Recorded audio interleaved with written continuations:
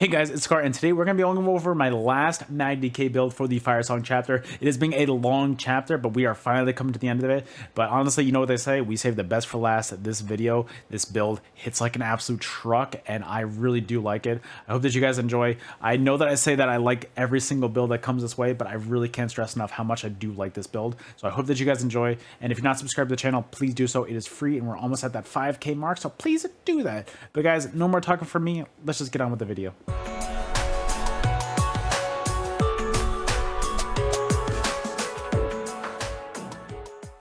Alright guys, let's get started. First things first, we're going to look at our character sheet. We are going to be a Breton on our MagDK. Breton is the best in slot race for this, I would say. I would say either use this or even Khajiit would be really nice on this. But I think Breton's pretty good for the overall cost reduction on your magic abilities. But honestly, Khajiit would be very nice. I haven't tried it yet, but those are definitely the two classes or races I would recommend for this class.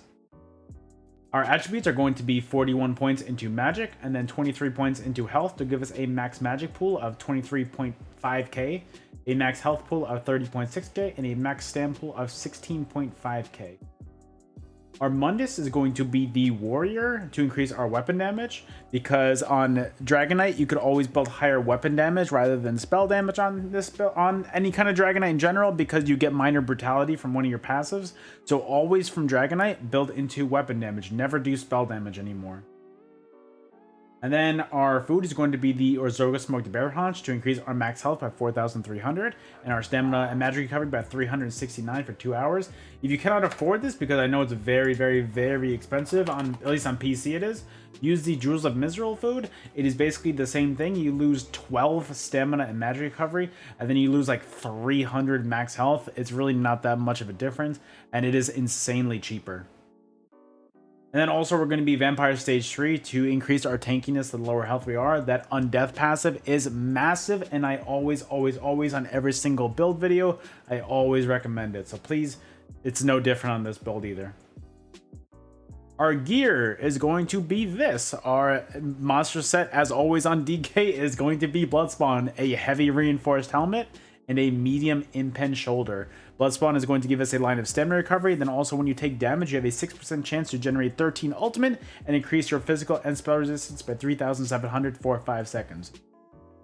That is amazing for your overall sustain and your tankiness. I love it. It is the best in slot monster set on a Dragonite for a reason. It is just phenomenal. I love it so much. Our chest piece is going to be a heavy mechanical acuity and reinforced. Mechanical acuity is going to give us a line of max stamina, max magic, a line of weapon and spell damage, and also when you deal non-critical damage, you gain a stack of mechanical acuity for 4 seconds, granting you 20% critical strike per stack, and then that can occur once every second, and it can stack up to 5 times until you're at that 100% crit chance mark. And I know it's a long cooldown of 25 seconds, but honestly, I like waiting for my corrosive to use this, and you're absolutely slapping with it. This is one of the hardest, if not the hardest, hitting build that I have this patch for Dragonite. I can't stress enough how amazing it is when you line up your mechanical acuity procs and your corrosive. It is just, I can't stress enough how phenomenal it is. I really do like it a lot. Our hands are going to be light mechanical acuity in Impen. Our waist piece is going to be a light sash of the trainee in Impen. We have an extra slot on this build, so we do that just to get that max health up as much as possible. Our feet are going to be light mechanical acuity in Impen as well. And then, as always, our legs are going to be Mara's Bomb in Reinforced. Mara's Bomb, it is getting nerfed next patch, which is less than a week away, but I still think that it is going to be meta. They're only reducing the heal slightly, and honestly, the heal is still going to be insanely strong. So I really don't think that this is going to be bad by any means. I am still probably going to be running this next patch, so this is not going to be an outdated build in a week because of the new patch. So Mara's Bomb is going to give us, for a back bar set, it's going to give us a line of armor, a line of crit resist, a line of healing taken. Then when a negative effect is removed from you, you restore 1,876 health.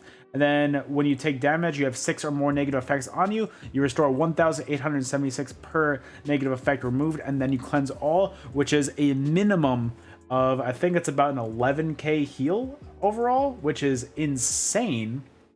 And that's a minimum. And that can occur once every 15 seconds. That healing is massive. I definitely recommend that so much. I know that this is on a lot of builds lately, but it's on there for a reason. It's amazing, and I definitely do recommend it, especially if you're a newer player and you want to try to learn the game. This is going to be a great way to make sure that you're not dying in 2 seconds. Our jewelry is going to be a Mara's Bomb amulet in the infused trait with a weapon damage enchantment on it. Our mythic is going to be a Markin ring with the infused trait with a reduced health, magic, and stamina cost to all your abilities. That's going to help your sustain a lot, and I definitely noticed the difference between having one of these prismatic reduced costs and just having an and then having a extra weapon damage glyph on it. I definitely noticed the difference in my sustain, and I can't stress enough how much you need the one. It is going to help you a lot, I promise. And then Markin is going to give us a line of 200 weapon and spell damage, and then also 2,314 armor as well. Then our other ring is going to be a Mara's Bomb ring in the infused trait with a weapon damage glyph on it to increase our overall weapon damage. Then our front bar weapons are going to be dual wield axes and mechanical acuity. Our main hand is going to be Nirnhoned with an increased weapon damage enchantment on it. And our offhand is going to be a sharpened axe with a shock damage glyph on it. Axes are going to help your overall critical damage. So when you are doing your mechanical acuity procs, this is going to increase your damage on that. And I definitely recommend it. On my last video, I accidentally said crit chance on axes, but I meant to say damage, so my bad on that. Thank you to everybody that corrected me. I'm fixing it this time. And then our back bar set is going to be a Mara's Bomb Ice Staff and the defending tray with an absorb magic enchantment on it. Our skills are going to be Molten Whip as our main spammable. When you hit a 3-stack Molten Whip in corrosive and your acuities proccing as well, Lord, I've hit crazy numbers with this. I think my highest one today, I think I hit a 14k one, which is kind of nasty for Molten Whip nowadays. You don't really see those numbers too often, so I really have been enjoying using this. And then Shattering Rocks, this is going to be your main CC on this build, so this is going to stun your enemies, and then also you're going to heal for when the effect expires as well. And then Flames of Oblivion, this is going to be another great source of damage that you can also get one of your Seething Fury stacks with. So this is extra sustain damage for when you're going through your weaves, when you're hitting your Noxious and your Talons. Having that Flames of Oblivion out is a great source of extra damage. Then on top of that, you're also getting Major Prophecy and Savagery, so it's going to increase your weapon and spell crit by 2,629. So that doesn't really help too much when you're in your Acuity proc, but it really does help a lot when you are outside of it. So you're not going to want to just stick to all your damage when you're in the Acuity. You also want to do damage outside of it, so this is helping it a lot. And then Burning Talons, this is going to be a great way to root your enemies and really stay in control of the fight. If you start off a fight with hitting Noxious and then Burning Talons, most likely a lot of players end up roll dodging because they panic. Then you can hit them with that Shattering Rocks combo, and that drains a lot of their stamina, and you are just in control of their fight, and you're just draining their stam until they got nothing left. Then they're stuck in place, and then you just take them out. It is beautiful. And honestly, when you're hitting those corrosive acuity procs, you are just hitting like a truck. Your Talons are amazing, and they hit through roll dodge too, so it is a great source of extra damage when your enemies are panicking and you're just hitting hard.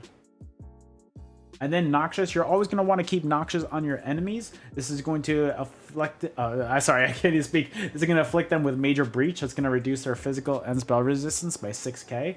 So that's going to be massive for your overall damage outside of corrosive. And then overall, it's honestly a really good spammable to use on enemies that are just roll dodging or just in general just out there when you're in your corrosive acuity. It is a great source of damage, and you're hitting for about 7 to 8k per breath, and that's an AoE as well. I'm loving it so much. This build is so much fun to me. And then also Take Flight. This is going to be your ultimate on your front bar. I like this morph a lot, but just because it does more damage. It's that simple. It just does more damage, and that's what I'm looking for on builds like this.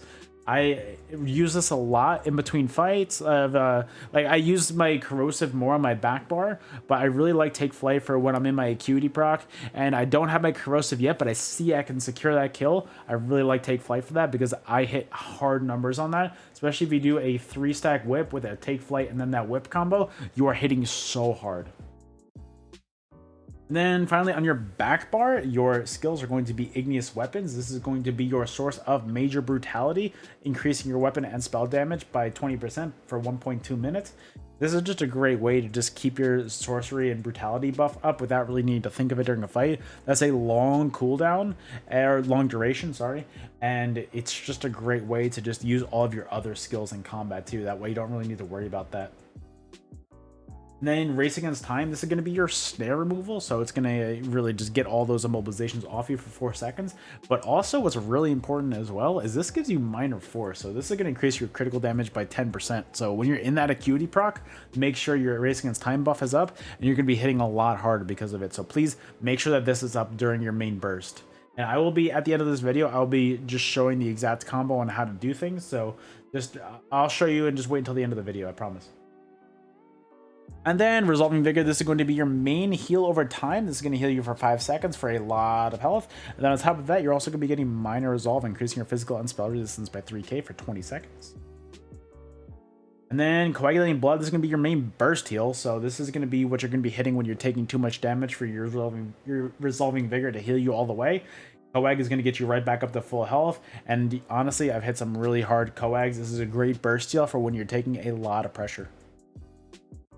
And then finally, Volatile Armor. This is going to be your source of major resolve, increasing your physical and spell resistance by 6k for 20 seconds. And then also you're putting a nice dot on your enemies too, so don't sleep on that. By having that dot on your enemies too, even though it's not much damage, it is damage at the end of the day. And when you're in your corrosive acuity, or just your acuity in general, those damage to numbers are ticking for, they're critting. So it's phenomenal. I love it so much. And I definitely recommend this. This morph. I like this one a lot. And then finally, I said it 1,000 times already this video, but Corrosive is going to be our back bar ultimate. Is the best ultimate in the game in my opinion.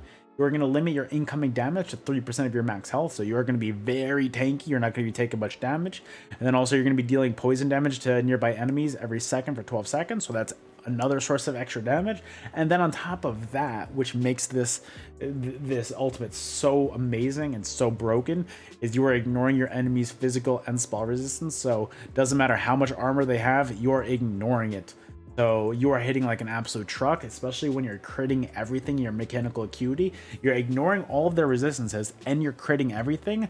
You are hitting so hard, and I love it so much. And then finally, let's look at our champion points. Our blue slottables are going to be Mastered Arms, Deadly Aim, Fighting Finesse, and Focus Mending. Our red slottables are going to be Pain's Refuge, Survival Instincts, Sustained by Suffering, and Celerity. And then, as always, the only things that we really care about in the green tree are Breakfall, Fashioner, and Liquid Efficiency. And honestly, let me go over here. I know that there's a test dummy over here, so I can show you guys the exact combo that I'm talking about. I didn't realize I was gonna be so far away from everything, my bad.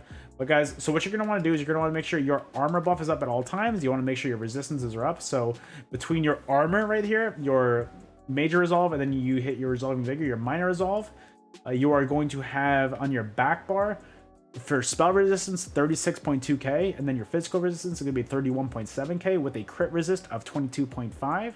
And then also on your front bar, when you hit your buffs properly, when you're fully buffed up, your weapon damage gets up to 5642, but honestly that gets a lot higher in Cyrodiil.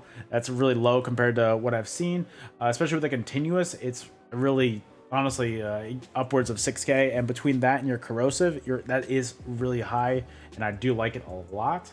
So basically the way to do your combo on your enemies is to always make sure your buffs are up like this, and then definitely make sure your race against time is up as well. You don't want to sleep on that minor force. You hit corrosive, and then right away you're going to want to switch to your noxious breath and hit that right away. So corrosive, noxious, then flames of oblivion, talons, I hit him with a 2-stack whip sometimes. Then most of the time I would hit him for a fossilized, but you can't really do that on this kind of build because, you know, that's just a target dummy. But for the most part, you're just going to want to be alternating between hitting your Noxious Breath and your Flames of Oblivion and your Talons on your enemies while your main CC of Shattering Rocks is on cooldown. Then every 3-stack or 2-stack whip, whichever one you see the opportunity for, make sure you are hitting them with that just to keep that extra sustained damage down. When you're in Acuity, that is hitting so hard, and I definitely recommend it so much. So guys, that's it from me. I hope you guys enjoy. Thank you so much for watching, and thank you so much for being here until the end. I can't stress enough how much I really do like this video, or this build. This one has, honestly, it's been the most fun out of a lot of them. And I know I say that basically every build, but I can't stress enough how hard this one hits, and I definitely do recommend it.